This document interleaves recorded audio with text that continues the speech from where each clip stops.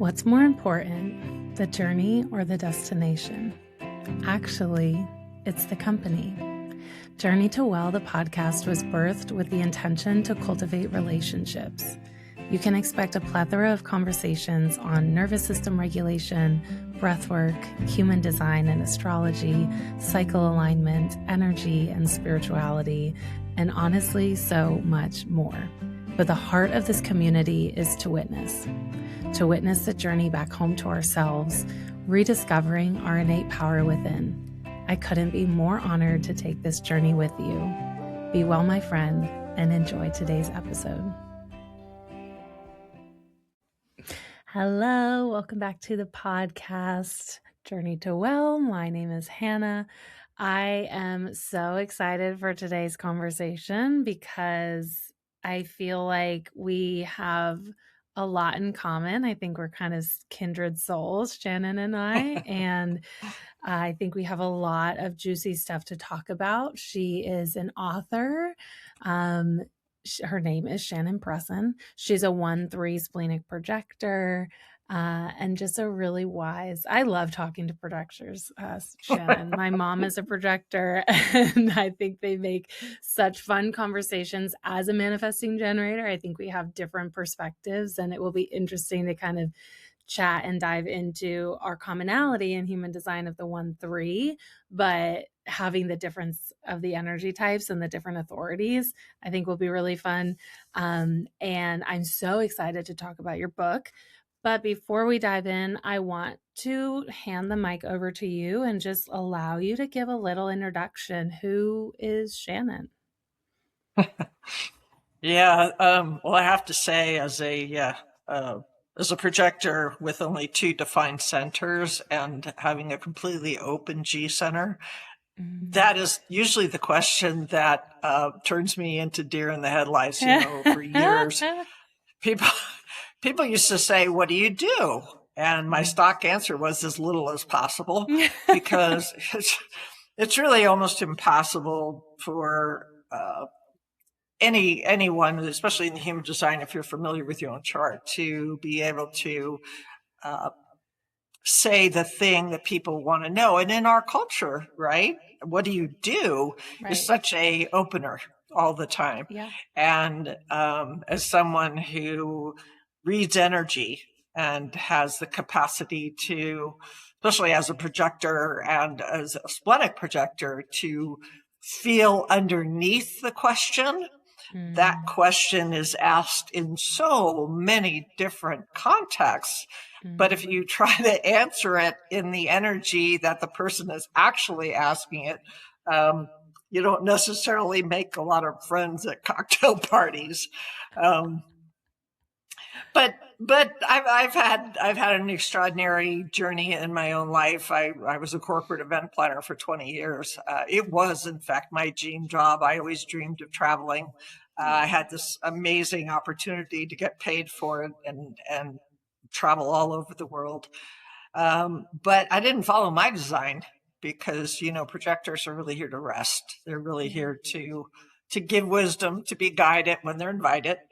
And I was working like a super high energy generator. And when I turned 50, my body said, "Yeah, we're done." And it was one of those moments that I imagine maybe a lot of your listeners can identify with. I was 50 years old. I realized that the thing that I had identified with and had done my entire life was killing me. And I remember waking my husband up in the middle of the night and telling him that I was dying. And I remember this so distinctly. He took me in his arms, and this is like, 1 o'clock in the morning.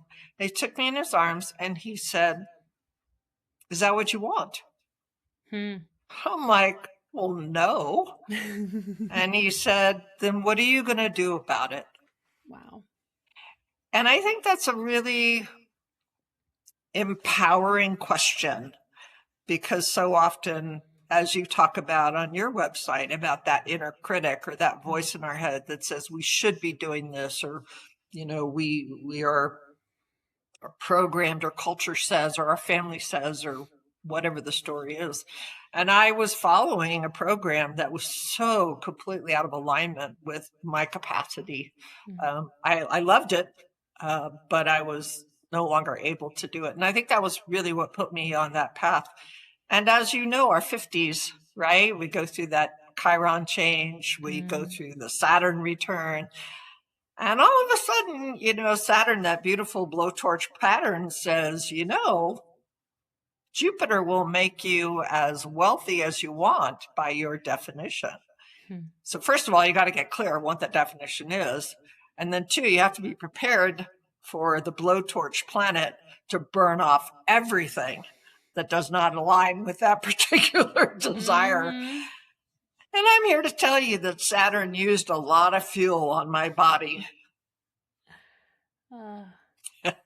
So, wow. Yeah, it's an interesting question. I purposely say, who is Shannon? Because I do feel like, especially listening to podcasts, but anyone that we're going to learn from, we're kind of programmed to learn their accolades, like what school did you go to, what are your degrees, what's your training. And while all of that is powerful, I don't think that it really defines or even shows a good glimpse of who someone is. And I talked about this on other podcasts, but it's probably my favorite question to ask someone, because you also get to see how they want to present themselves in this setting, in this particular place that they're in their life. And if I asked you, who is Shannon tomorrow or 5 years from now, you're probably going to have a different answer, especially with the undefined G center. But it's a really strong question, I think, to open up this pondering and this exploring, and like, who am I? Like, who am I? Who am I in this setting? How do I want to present myself today for this podcast, or even just for today? And it's a really cool question. So it's one of my favorites. But I do want to get into a little bit. I want to get into your book, but I also want you to fill us in from kind of where you left off, of ending, event planning. When did you start the book? 50s? In your 50s? So I started writing this book about 15 years ago. And when I turned 50 and I determined that I could no longer continue in a career that basically had defined me my entire life, and was also the thing that I had always dreamed about from the time that I was, I don't know, probably 12. Wow. And I realized that I didn't have a new dream. Like the dream had always given me focus or propelled me. And now it was over, literally. And there was no more of that dream possible in me. And I kind of floundered around for quite a while. I'm really fortunate. My husband adores me, and I appreciate that, even when he's driving me crazy. But he was really like, do what you need to do, find something new, explore, what have you. But I'm also a Virgo. And I'm a projector. So I'm one of those people that always looks at life and can give you 16 ways that it could be better. So my husband was a business contractor, and he was we had a dinner party, and a whole bunch of his friends were over, and they were all contracting from the same company, and they were all miserable and they all hated it. So just out of sheer irritation, because I wanted them to stop complaining, I walked into the dining room and I said, you know what? I said, how about if I start a company, you can all come work for me? And they all looked up from the table and said, excellent idea. Oh my gosh. So I thought, well, okay. So Monday morning, I marched down to the state of California and I gave them $800 and I started a corporation. And there's a point to this story. It turned out to be an enormously successful company until the economy crashed in 2008. And we went from being a 7-figure business to completely bankrupt in probably less time than it will take to finish this podcast. But here's the interesting thing about it. every job, career, money-making path I've always been on has happened in spite of my best efforts. Hmm. I have had nothing to do with making any of this happen. It's kind of how the universe works for me. But I wanted to be a business coach. I felt like I had a lot of information and I had a lot of knowledge, and I was determined to create a business coach business. So I didn't really know how to do that, and coaching was just beginning to come into its own. So I looked out in the world and I saw all these big name coaches, and I thought, I'll give them a lot of money and they will give me their recipe and I will cook their cookies and I will get what they get. So I spent pretty much the gross national product of a third world country. You can imagine how this might have gone for a really long time. And at some point, I had a business coach, and we were on a call. And I was trying to explain myself, and he kept saying, "Get to the point. I don't need the story. Just get to the point." And I ended the call because I could not speak. And I got off the phone and I was angry and I was frustrated. And I started thinking about who I was in my own childhood and how both my parents were manifesting generators. My sister was an emotional generator, and none of them knew what to do with me. I was this complete anomaly in the family. Yeah. And so storytelling was my way of trying to explain myself. And I was living in this world where everybody was like, we don't need the story. Just cut to the chase. And it got me curious about stories.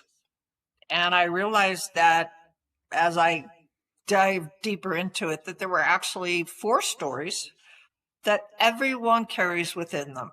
Every single person I've ever met has these 4 stories. First one's the challenge story. So what's not working in your life? What's the irritation? What's the frustration? Where are you stuck? The second story is the dream story. What would it look like if it was exactly the way you wanted it to be? What would it look like, sound like, feel like? What would your experience be if you were in the thing you wanted to be? And then there was the third story, which I affectionately call the yeah, but story. And the yeah, but story is what's between the challenge story and the dream story. Yeah. I would have this if only, distant cousin. A real good friend of mine who was a fantastic baker. And for years I told her, you should start a pop-up. Oh my God, people would line up for your cooking. Oh, they don't really like my stuff. You guys are my friends. Oh. So that place in the middle is the biggest story we carry because it's very multi-layered, right? At the top is the yeah, but, or if only, or well, maybe later, but then underneath that are the critics, right? The gatekeepers, the culture, the family, the ancestors, and you start digging all the way down to this recognition of what's actually stopping you. And a big part of the book is really about the process that we go through to unpack that yeah, but story, that supposedly innocent throwaway, I would do this if only. But there's a fourth story, and it is the story that we carry within us that we are not in control of. And I call it the unexpected story because it has shown up for my life in so many ways.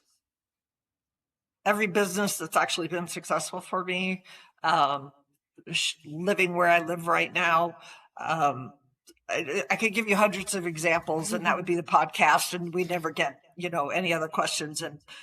But the unexpected story is that is your connection to something greater than yourself.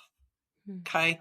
It's that part of you. It's your soul's purpose. If even in human design, you know, you have your personality and you have your design, and the soul knows why you came here. It has a curriculum. It has a purpose, but your design will show you the vehicle that you have to travel in order to follow your soul's direction. And it's frustrating because it's like you have a certain size box and you're in this enormous universe, but you can only function within certain parameters.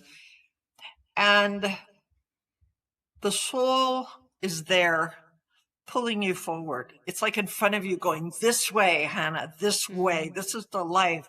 But it's neutral. So if you, Hannah, say, oh my God, in my heart of hearts, I really want to take my work out into the world in the best possible way for the good of all. This is my sole intention. And however you want this to occur, I'm here for you. And your soul goes, yeah, she's got it right. Come on, Hannah. And off you go. But if you say, you know, I really want this to be successful, and this is exactly how it has to happen. It's got to be this way, and I have to be on this outlet, and I, you know, right? Then your soul kind of goes, yeah, okay, you try it. Let me know how it goes. Yeah. So to bring this back to reality, I wrote the first book 15 years ago, and it was about these 4 stories. And it was so freaking boring. Even I didn't want to read it.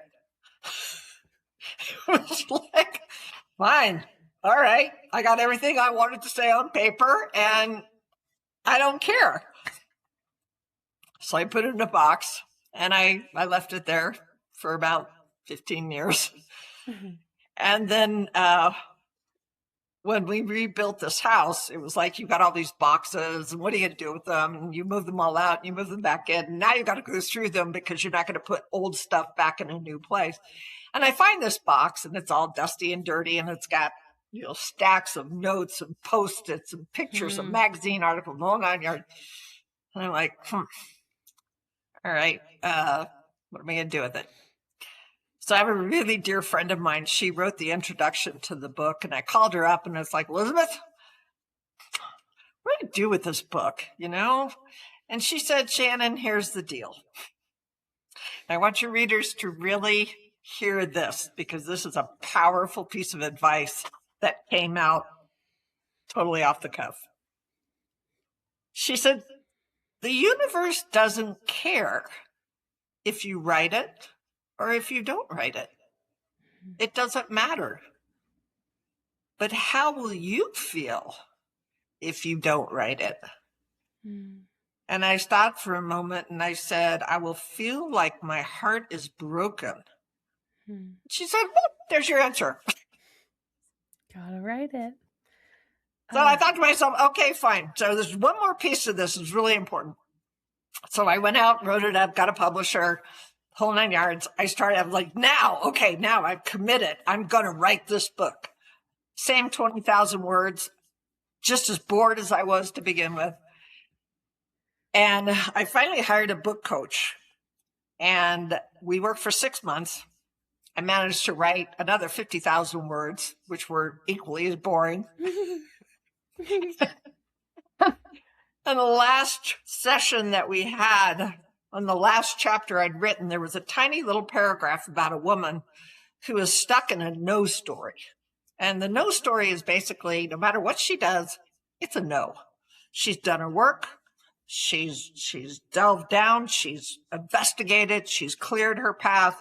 And no matter what she does, it's a no. And she finds herself in a place of surrender. It was this like oasis, like, I'm done. I have no idea where else to go. So I'm just going to rest. I'm going to stay in this oasis until something comes. And my book coach says, her. Who's she? I don't know more about her.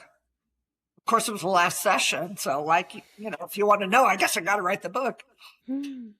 So one afternoon, my husband was watching football, and I thought, okay, I got to do a backstory. Who is she?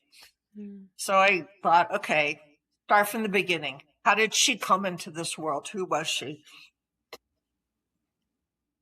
And it was like a door opened, and in walked Lumina.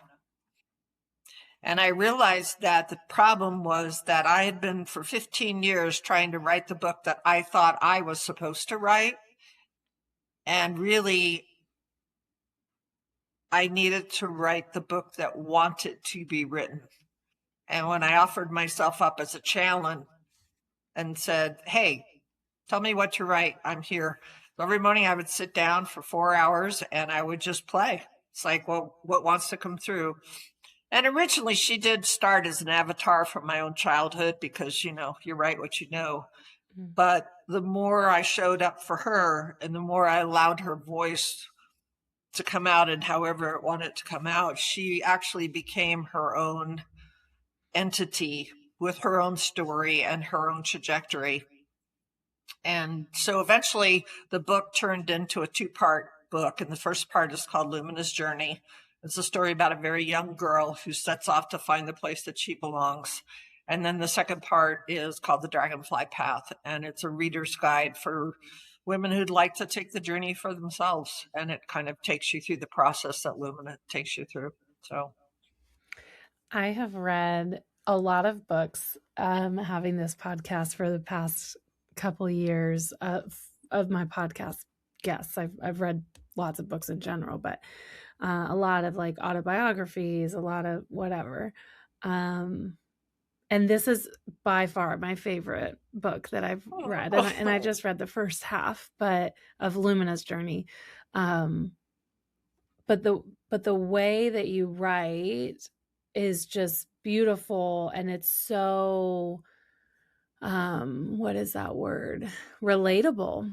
It's so relatable. There's so many pieces of the story where I was like, yeah, yeah. And the imagery of it. You're a very great like image producer. I have a So big you really, imagination. Just ask my parents. yeah. And I remember you saying that the first time we chatted, and I'm like, yeah, absolutely. Now that I read the book, it's so fun to just kind of get lost in her world, and all the doors that she goes. Anyway, so what I did is I wrote some notes as I'm going through, just as because I would like to discuss it further of kind of like where you were at when you were writing this part. So there's a part, I didn't write the first chapter in the first quote, but there's a quote, and it said, it's Lumina talking, and it says, it seemed to confirm my worst fear that if people knew who I really was, they wouldn't stay.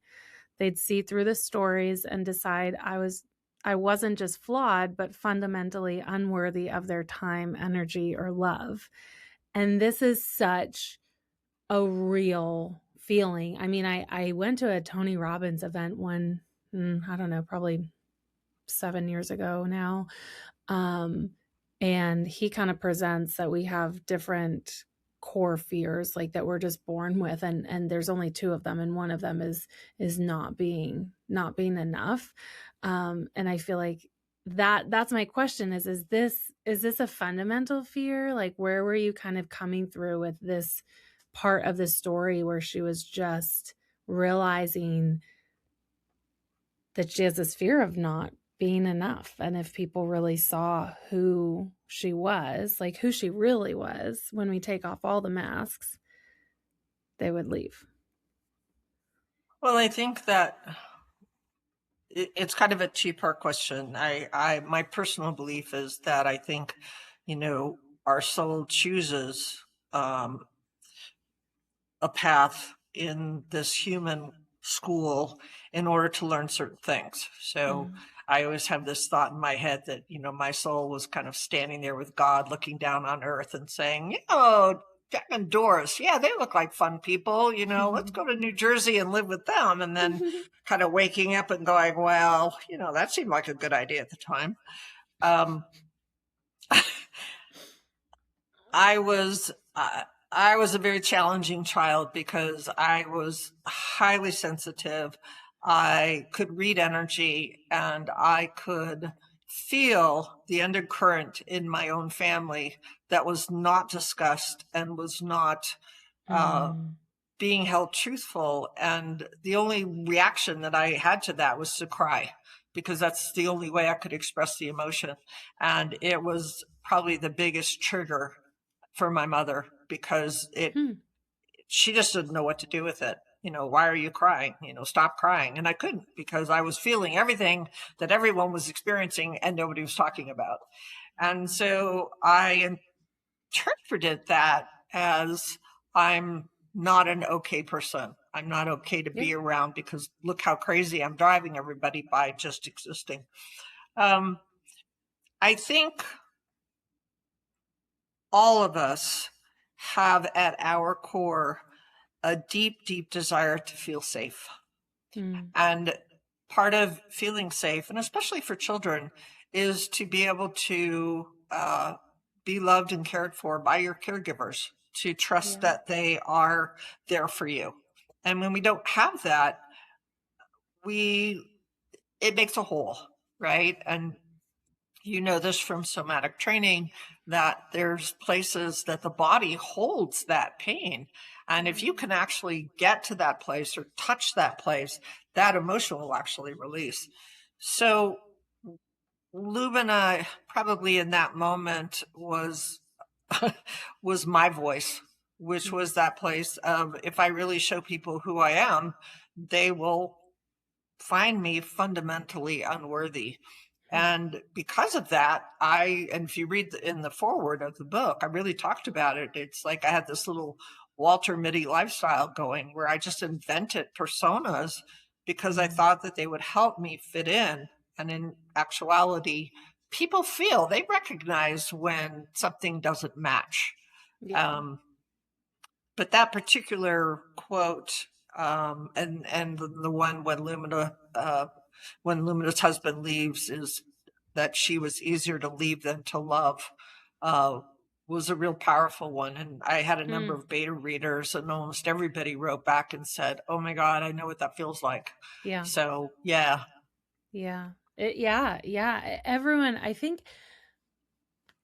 I've done a lot of kind of like diving and exploring that concept of if our parents or our caregivers don't show us that love, and there's a lot of studies on this with like monkeys, and having that caregiver, your primary caregiver or parent, really creating that sense of safety and belonging for you. And if you don't have that, how that actually affects the brain development and then your attachment style, all of that.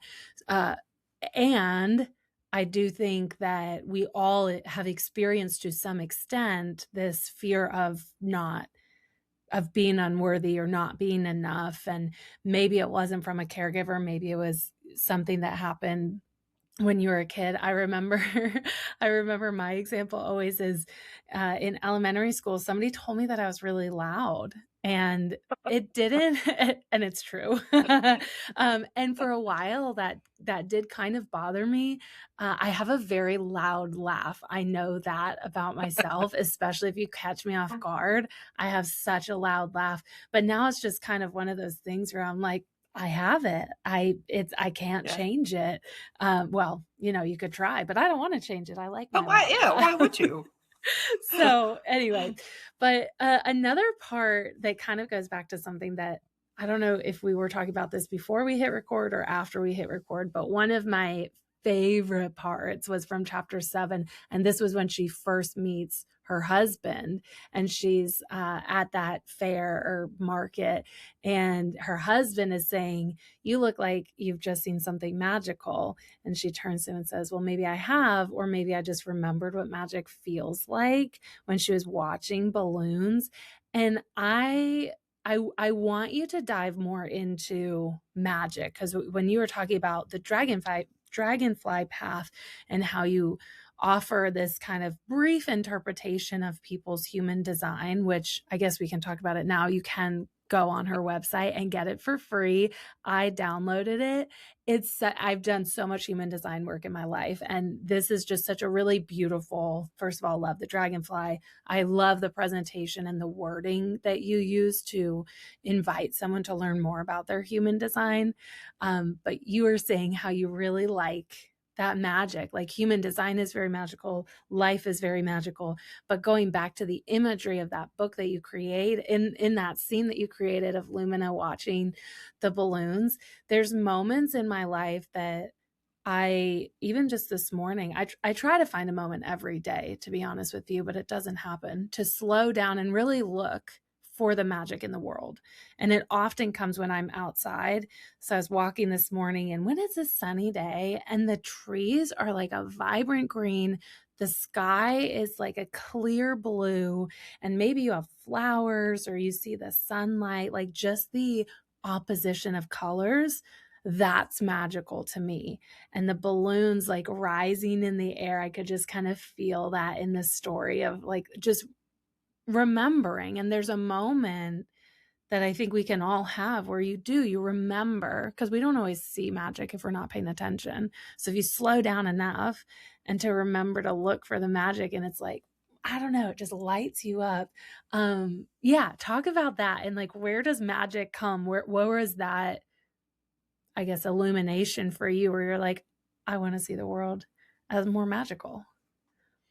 Well, I think the first place is language, and really the core of the whole book is the language. And we talked before the recording. I just got back from Africa, and one of the big transformational things that came to me was the recognition that who I was and who I've been is over.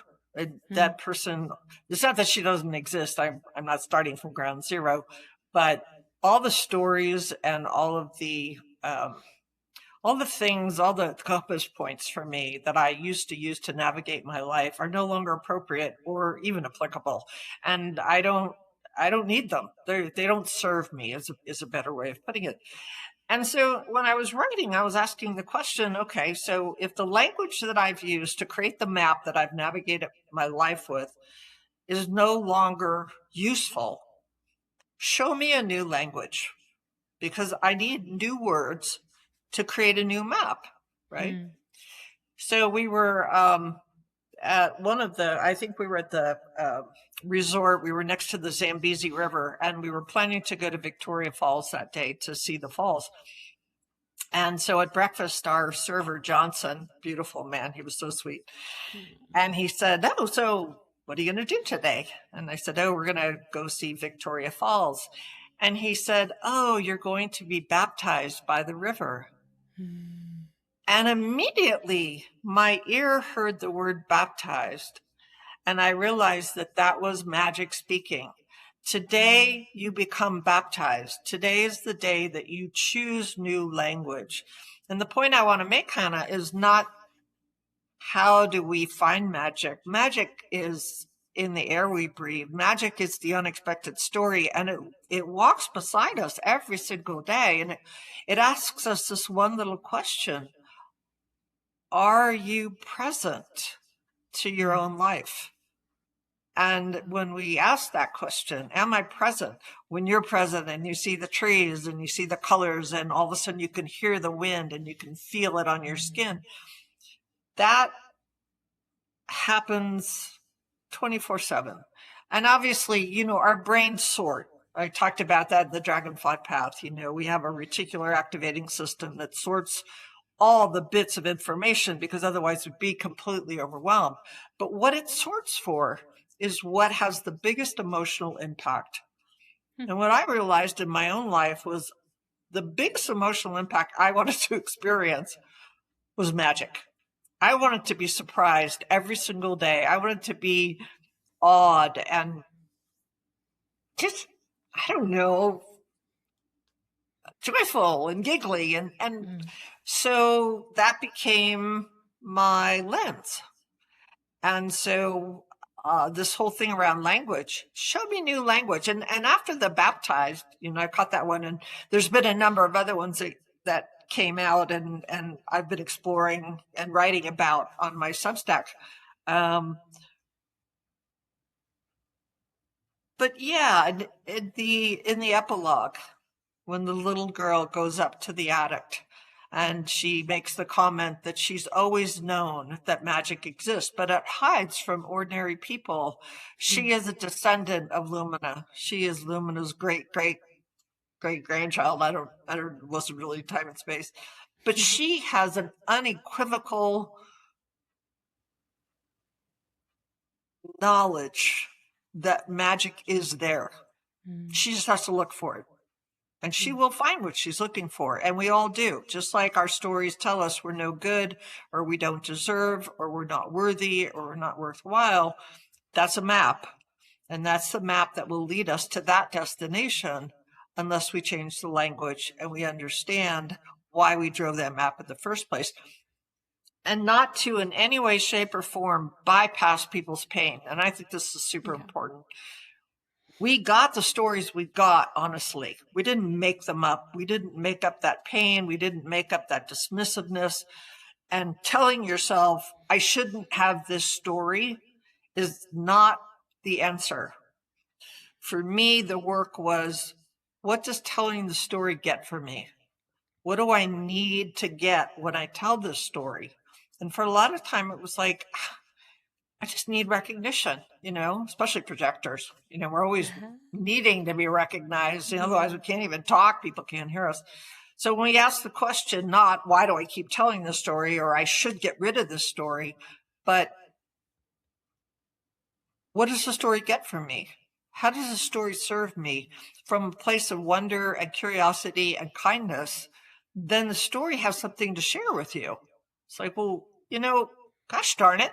I've kept you alive for the last 20, 30, 40 years of your life. By having this story, I've kept you out of danger. You open your eyes in the morning, you're still awake. I've done my job. So I don't want to get kicked to the curb. And that's where you begin the dialogue with that story. And you begin to ask, okay, I hear you. And you're absolutely right. And I appreciate and I love the fact that you have kept me safe. And I am safe. I have money in the bank. I have a roof over my head. I have people who love me. So I appreciate everything you've done for me. And I'm not asking you to go away. I'm not asking you to exile. I'm simply asking you to step aside and let me be in charge. And then walk with me as a companion in case I forget. So. Oh, that's such a beautiful invitation. And you're so right. You're making me think about people that kind of roll their eyes at, I don't know, their spouse, their partner, their best friend, of like, oh my gosh, they're always going on and on about this topic or this story. And that's such a beautiful invitation to even be that mirror for someone else and ask them that, like, what are you getting? What are you wanting? How is this story serving you?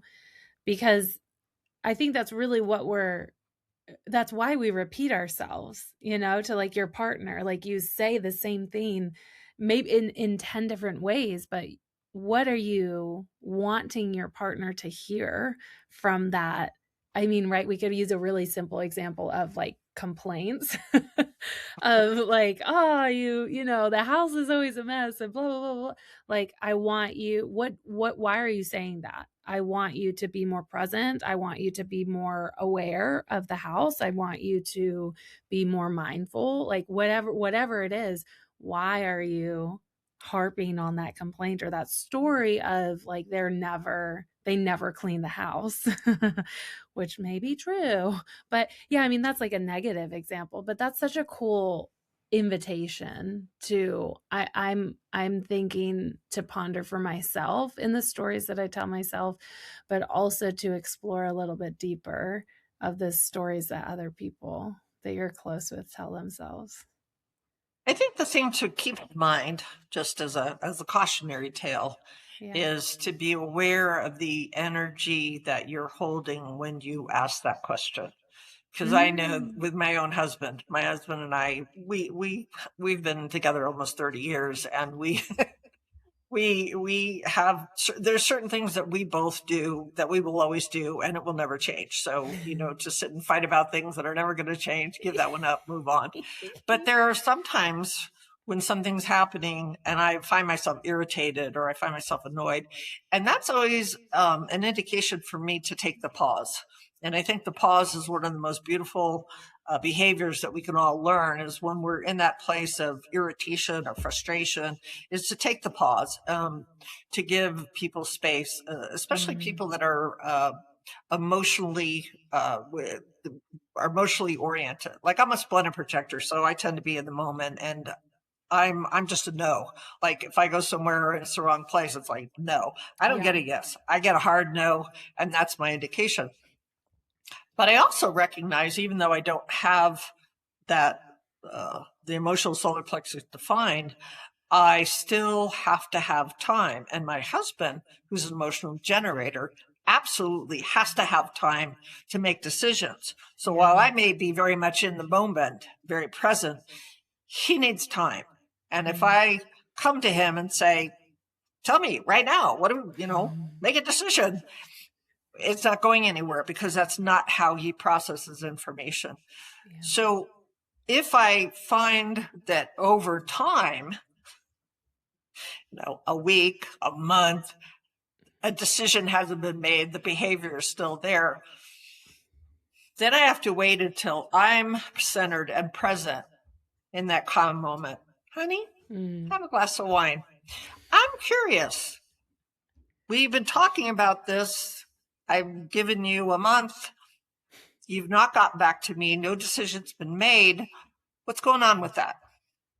So every time we have that story, or we observe the story in others, our tendency is like, I fixed myself, now I'm going to fix you. Yeah.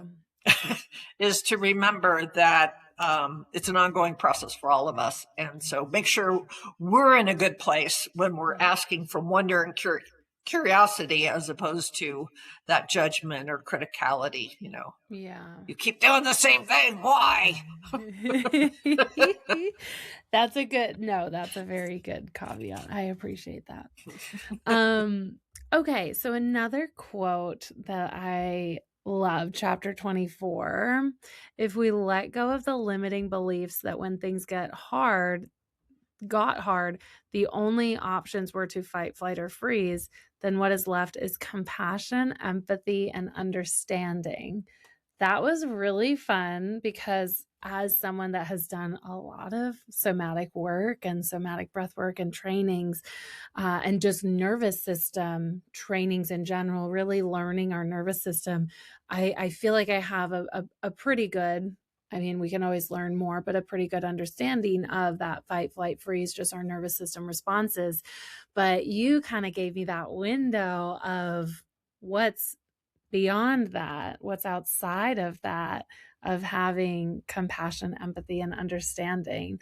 And I want to know, kind of where that came from and whatever you want to add for that, because those words, even talking of language, compassion, curiosity, empathy, probably compassion and curiosity are probably two of my favorite words. Grace, that would be another one of my favorite words. There's just so much juiciness there. So I want you to walk us through, if you could, the choice words that you made there.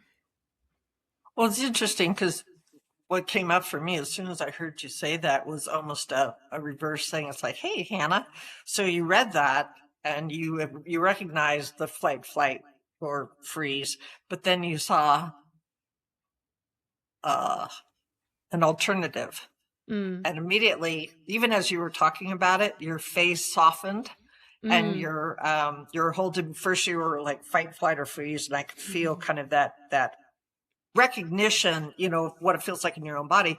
But then as you said those other words, your face softened, you got kind of a smile on your face, and it took you into some additional words like grace, which is a super powerful word. I have the 22 in my incarnation cross. So grace is an important component of how I remember not to be so hard on myself.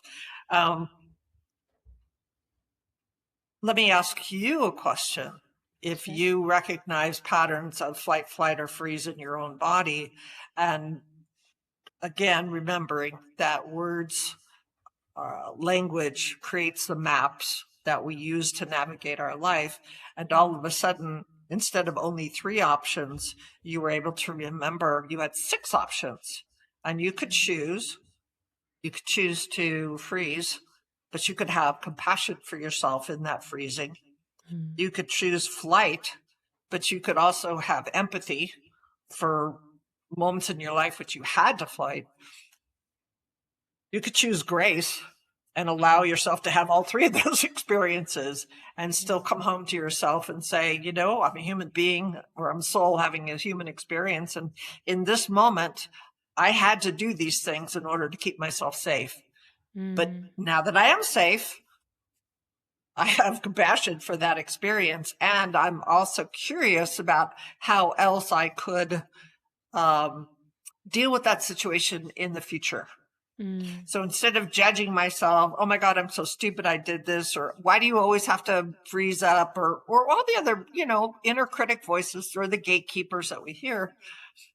Now you have 6 words that Mm. will allow you to play with outcomes, Mm. right? Because you can replace them with compassion and curiosity, but it doesn't mean that something in your life isn't going to cause you to do exactly one of those things. Right. Um, and it's okay, because Mm. you love yourself and you're your best friend. And so, okay, that wasn't the best outcome you're looking for. So moving on, let's get curious about how else we can deal with that. And I think that's really a big component of the book, is that language is a map. It creates a map that we navigate by. And very much like my own question to the universe, give me new language to create a new map for myself going forward from this point, and having the universe say, okay, let's start with baptism. Mm. We're going to baptize you into a new place, time and space. How's that feel?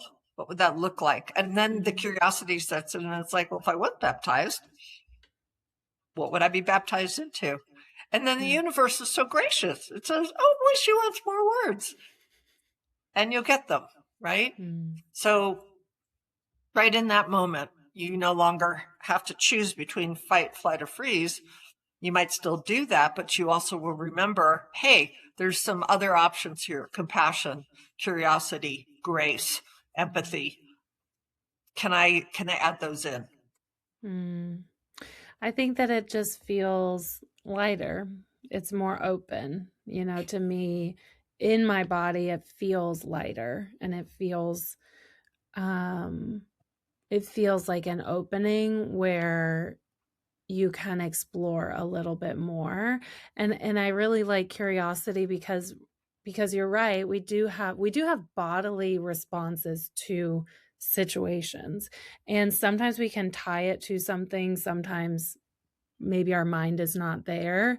One of my greatest examples was I went to The Edge in New York City. It's up like 120 stories. I think it's one of the tallest buildings in New York, and you can go up and you actually go out onto this landing, and it's open air, and you can walk up to the edge of a glass wall. It's ridiculous, and you look down and or look out over to the city. And I have a little bit of a fear of heights, so I don't know why I made this my bucket list item, but I was living in Jersey City right outside of New York, and I made like a bunch of bucket list items, and this was one of them. And I went with my best friend, and I got up there and my body would not walk. She was trying to get me to walk to the edge so I could look out, and my body would not move. And that was probably one of the strongest bodily stops that I've ever had. Like, my body physically would not take a step, no matter how much I wanted my mind to convince it to. And that would be probably one of the most extreme examples of this freeze that I've experienced in my life.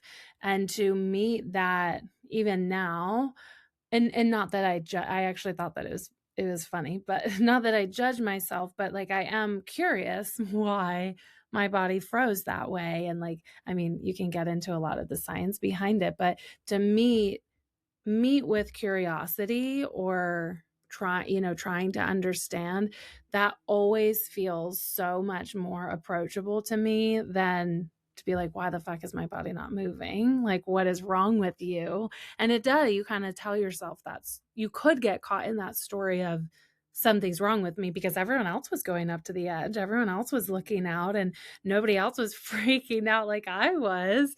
And it's easy to get stuck in that kind of judgmental loop. So those 3 words just felt so opening, so light, so inviting of more to come in rather than just judgment or shame or guilt or frustration. Well, it might also up again the kaleidoscope of perspective. I absolutely cannot walk to the edge of anything. Doesn't even matter if there's a plate glass window to it. My body probably got thrown off a cliff in some past life. I don't know what it is. When they show aerial shots in like TV shows over the buildings, I have to look away because my body response is so visceral. Again, there's always a caveat because nothing is concrete and nothing is set in stone. When your body's reacting to something in a manner that you don't necessarily intellectually understand, I think honor it first and then maybe discuss it later. Because I can't tell you the number of women that I've had sessions with who were in a place that they literally were in physical danger and they consciously didn't know it and their bodies did. So they maybe perhaps put themselves in harm's way because they were so conditioned to rely on their intellect to give them an answer that their body was already aware of. And we are human beings, but we have a very strong survival instinct. I mean, we used to fight off saber-toothed tigers, and we still own that mechanism in our brain. So it may be a bag blowing in the wind, but to our minds, it's a sense dinner. And I would always like to invite, especially women, let's face it, we face more danger in everyday life than perhaps the average bear. If your body is going, don't go there. Listen to that, and say, but everybody else is going to the edge. Not me. No, I think that's really beautiful and is super powerful. Our body, and I mean, that's why I love somatic work, because to me, I feel like you can learn the communication of your body and learn to have a conversation with it. But I really do feel like you also can build this trust with your body, because we are really taught to intellectualize a lot and to override our body, our intuition, our gut. And I'm a sacral manifesting generator. So that, like, very much like the spleen, speaks in the moment and is super strong, yes or no. And there's a lot of times where you get a no and you're like, but are you sure? Your sacral's leaning back while you're looking at that cliff. It's like, just own it. Yeah, I'm sorry. Sacral says no. I'm out of here. It's wild. I have one more part, and this is interesting because I wrote it down and then I kept reading. But the quote is, I felt like it was kind of one of these moments where Lumina, one of the many moments where she kind of got the invitation again to surrender. But the quote is, what if this is as good as it gets? What if this is as good as it gets? After so many questions, this was the last one.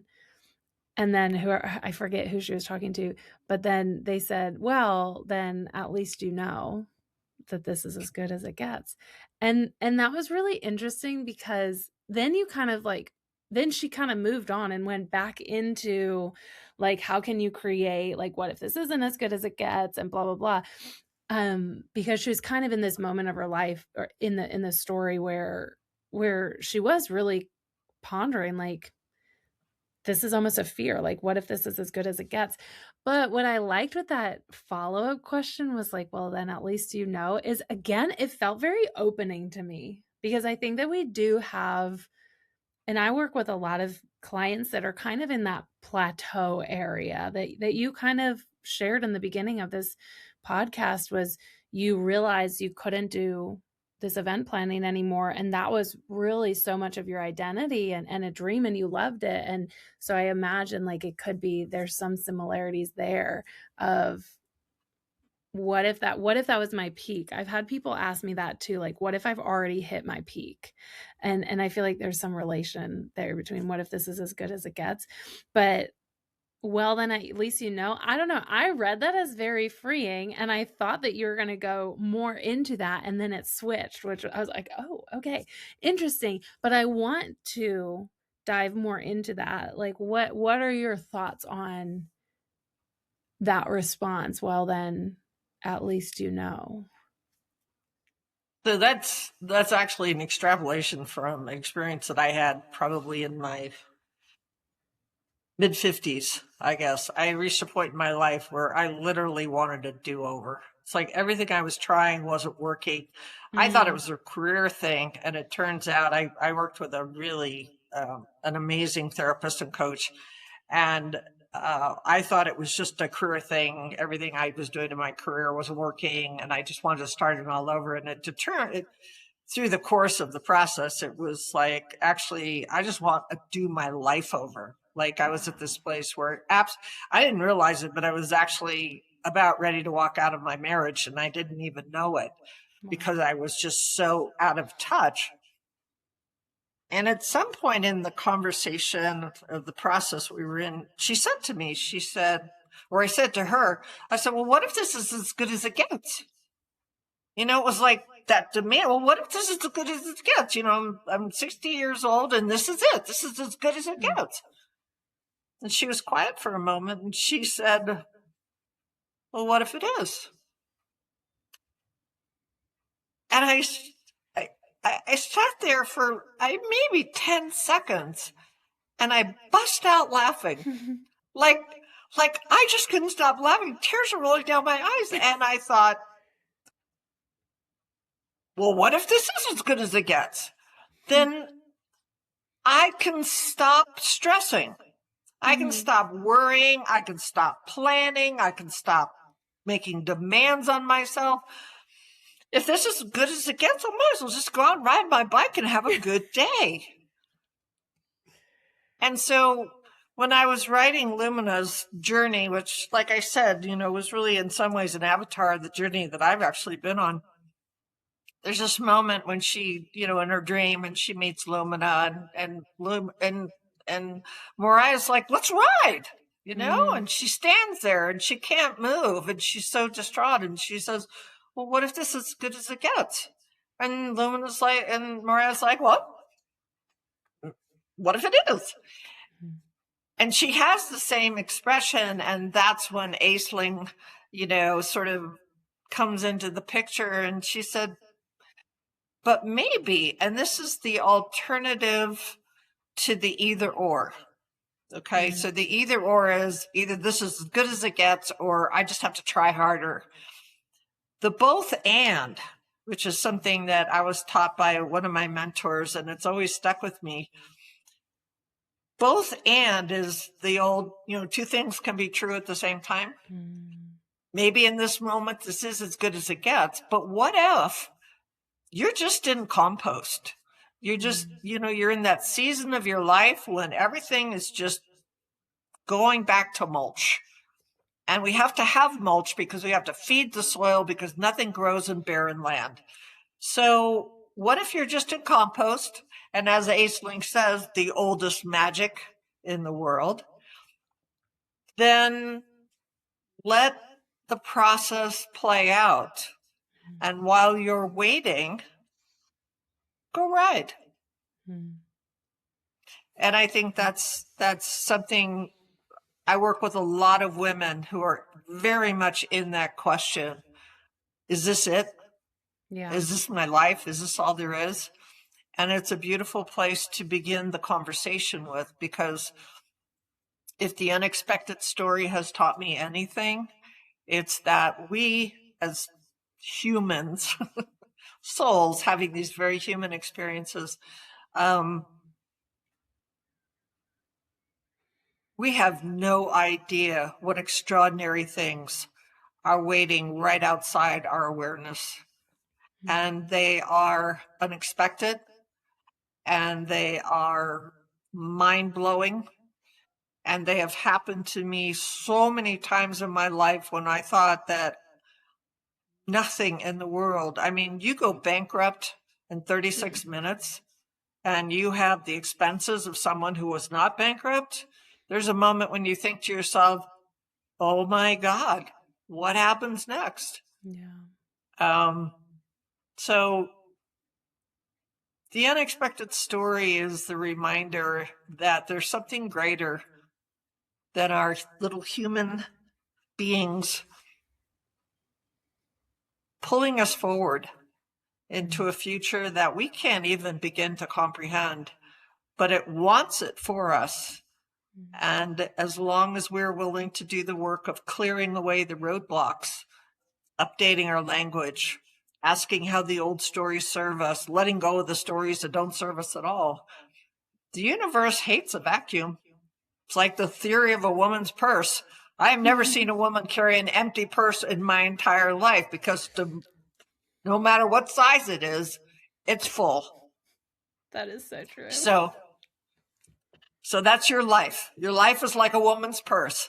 You just get rid of all the old tissues and the lipsticks that have melted in the bottom and the notepads and the hankies and, the kids, whatever. And you empty that with the expectation that what is needed, necessary, and desired will shortly fill up the bag. Wow. And your job is just to make sure the trash is taken out. I'm going to steal that analogy, because in breathwork, we say very much the same thing. In the breathwork journeys that I hold, breathwork is this opportunity, is this tool to help us clear out and to clear out all of the old stories, all of the barriers, all of the junk, all of the stuck energy, all of other people's energy, so that we become empty. And then we have the opportunity to really set our intentions of how we want to fill up.